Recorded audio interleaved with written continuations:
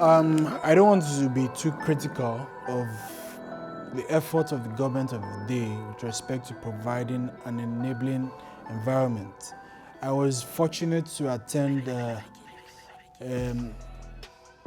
there was an event that was sponsored by one of the banks, and they communicated the fact that the government was more than ready to start providing loan facility through the central bank, partnering with a whole lot of other retail bankers, and they were assuring those who attended the event that the requirements for the accessing of these loans were not too difficult or steep. So again, they also communicated the fact that beyond just granting these loans, people who invest in entertainment, companies, even when there are foreign directors who are members or founders of these companies, of these Nigerian companies, they'll be able to benefit from tax holidays, which means for a period of time, you'll be exempted from paying tax, company income taxes, I think for like 5 years. So I think that is something that is commendable.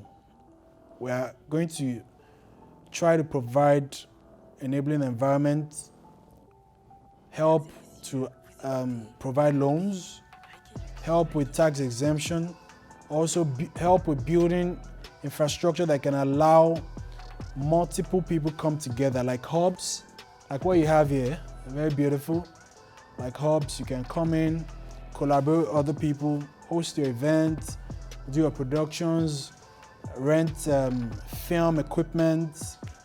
I think that is something that would trigger a chain reaction.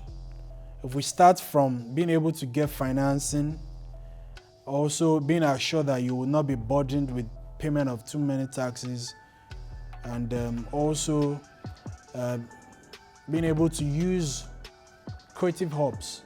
I think that's something that would automatically change, because the private sector has actually done a lot for themselves without any direct contribution of government. So I think this is something that we should commend the government of the day for. If we're able to, follow through on accessing loans, benefiting from tax exemptions, and the third one, which is the exemptions. What's the third one again? Yeah, I'm benefiting from the infrastructure. Yes, so that's it.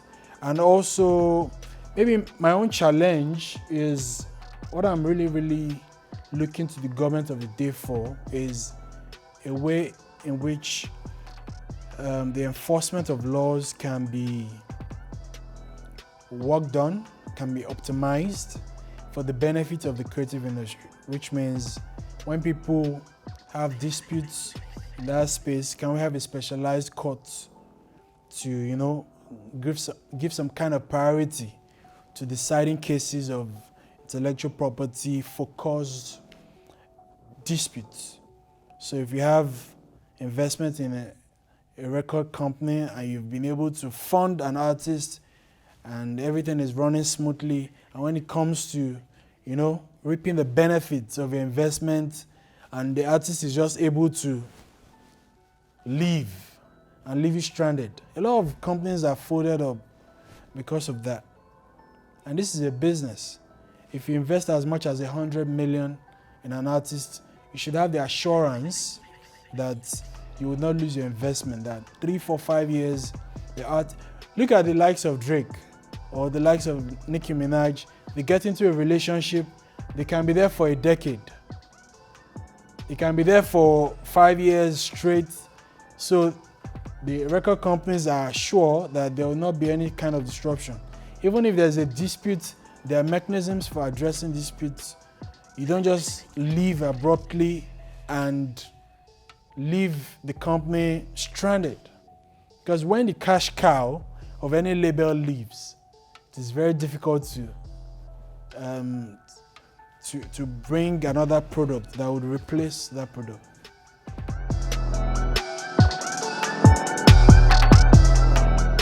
Well, I believe digital piracy can still be challenged.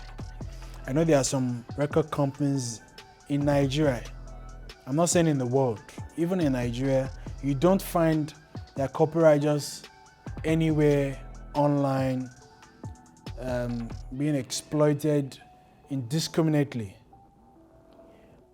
They're able to, use technology or retain the services of companies that can help to wipe the internet and take down infringing content. So if you don't have permission to put our catalog online, or bring it down. Have you experienced using music on your Instagram page? And yeah, that is technology working. That is not human. It is a program. It is a technology software that scans the internet around the clock and brings down infringing content. So I believe digital piracy can be combated. The likes of Jay-Z, Beyonce, you don't see their content flying aimless. So I think piracy would not totally be eradicated. People will continue to attempt to consume music illegitimately or illegally, but also technology is available to try to minimize the damage as much as possible.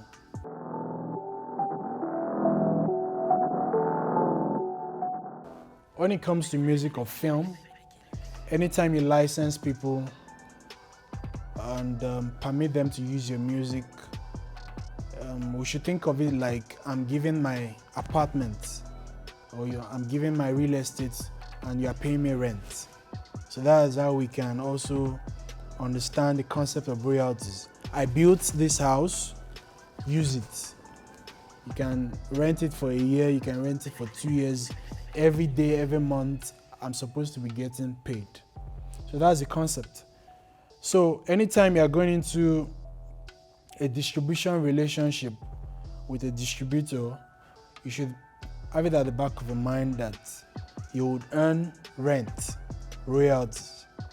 So when it comes to music, it can be used in a number of ways. It can be used in clubs, can be used in churches, can be used in event centers, restaurants, stadiums. Every time your music is being used in all of these places, you are entitled to a type of royalty, which is the performance royalties, which means because they are performing your music in the public space, they are going to be paying you. But again, the tricky thing is you cannot single-handedly go everywhere. Radio, TV, restaurants, clubs, bars, churches, events. No, you can't do that. So you need to be in a relationship with someone who can do that on your behalf. So in Nigeria, we have the likes of MCSN and COSON. They are collective management rights organizations who can do that on behalf of owners of musical works, such as songwriters, record labels, music publishers, and the likes. So that is performance royalties. That's in a way in which you benefit. Another thing is, anytime you put your song on, whenever you give Freemi Digital your song, and they're able to help you distribute it across the world, there are different types of royalties that will trickle down from that distribution. It comes in two ways. Music has two sides. There is the aspect of it that deals with music publishing and the other aspect which deals with music distribution. Music distribution is about the master recording, while the publishing aspect is about the composition. So from these two avenues, you are going to be earning royalties. You'll be earning mechanical royalties. You'll also be earning, when you empower a music publisher to collect royalties on your behalf, they will be going after all the available platforms, the distribution platforms, also the public performance platforms. So they'll be going after royalties that will trickle from music publishing on your behalf. Then they will also be going after royalties that will come from the distribution of your master recording. So those are the different aspects. Also, when your music finds its way to TV, maybe music videos or YouTube, there are stuffs or films. There's something we call sync license. That means your music is being used with a visual, which is interpreting your song. So anytime this is being done, you would collect sync royalties. So those are the major types of royalties you collect as a songwriter or a performer, depending on the divide. Bear in mind that sometimes you might not be the one who wrote the song, but you are the one performing. So those are the different types of royalties that would apply if you're a singer. But if you're a filmmaker, whenever you license a distributor, you collect royalties for what has been for the revenue that comes from the theatrical distributions, or whenever you license the likes of DSTV or maybe a rock studio, you collect royalties, or maybe you just get a one-time licensing fee. So those are the different ways in which you can think of your music or your film as real estate and collect rent in different, for the people who use it on different platforms, you collect rent from them.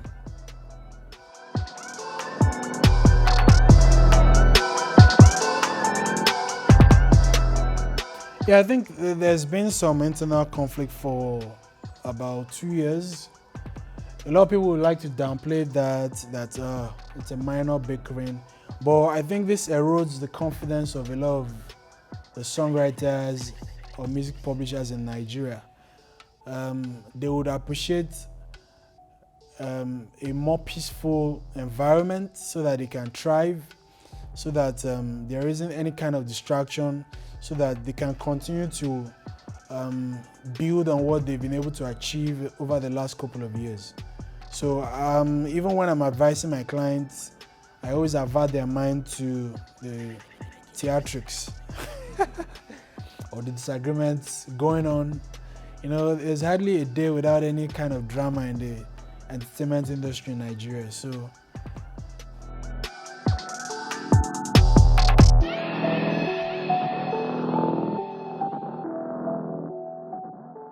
I think comparing the likes of multi-million-dollar valued companies like Netflix with the Nigerian counterparts, I think it's a travesty. I don't think it's a fair comparison, because Netflix is an international behemoth that has access to hundreds of countries, and it is also able to license a lot of top-notch content. Number one, to license, to acquire all manner of content for a period of time. That's one. Then they are also able to finance original production. In tens of millions of dollars on a yearly basis. So I don't think we can compare them with, the Nigerian distribution platforms. Again, if you look at it very well, the technology in which they are using is very futuristic. There is no problem with the payment gateway. Once you've logged in your payment, your ATM card, almost on a monthly basis, it's just like you just receive your alert that you've been debited. It's seamless. The technology is seamless.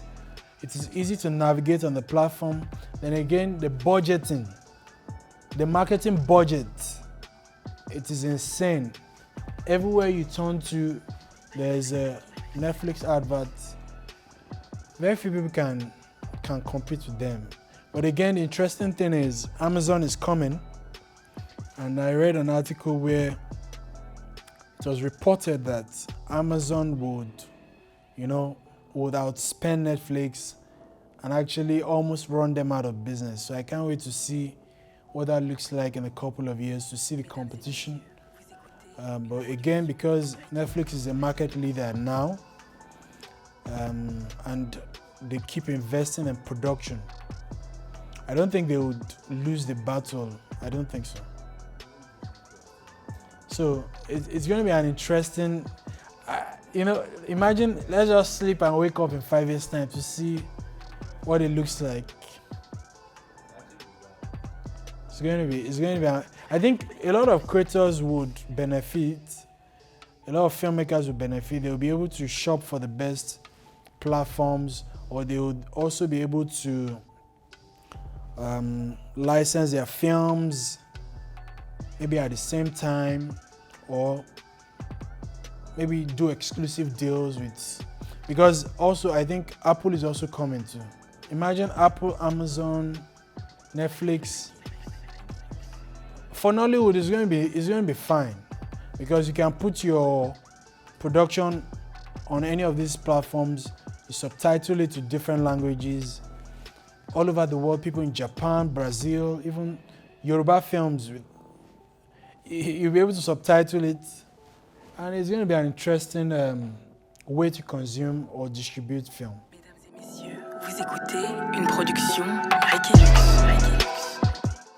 Okay, I don't know. My name is Akinyemi. Let me introduce myself. And in the last couple of years, I've been very, very passionate about making sure that beyond just the people you see in front of the camera, other people at the back of the camera, like the songwriters, record producers, benefit from what is going on, particularly in music.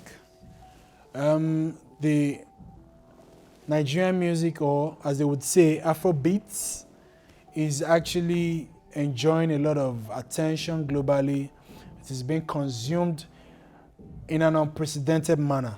Everybody is talking about it. Everybody is trying to key into what is going on. Even Beyonce is trying to do that with the forthcoming Lion King album.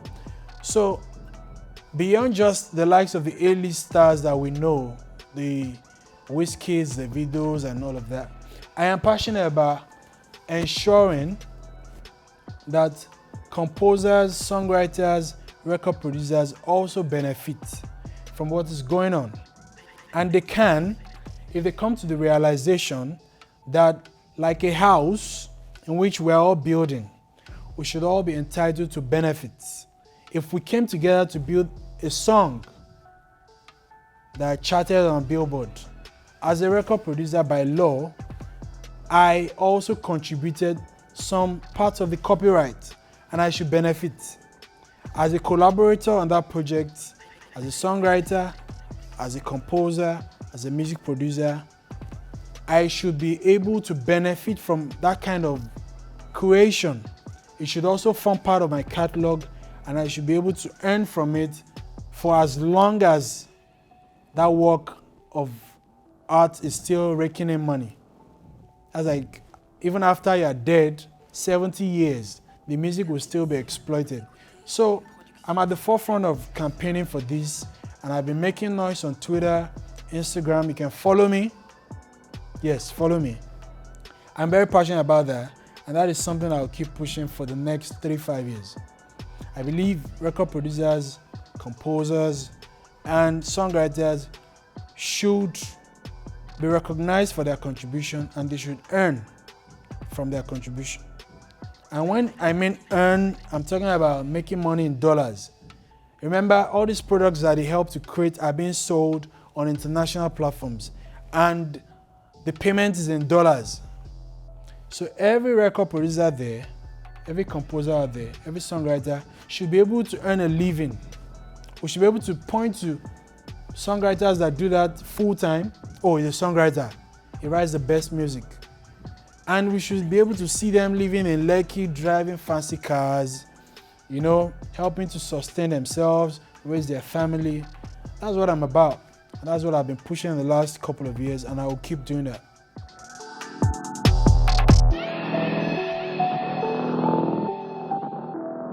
Booyaka!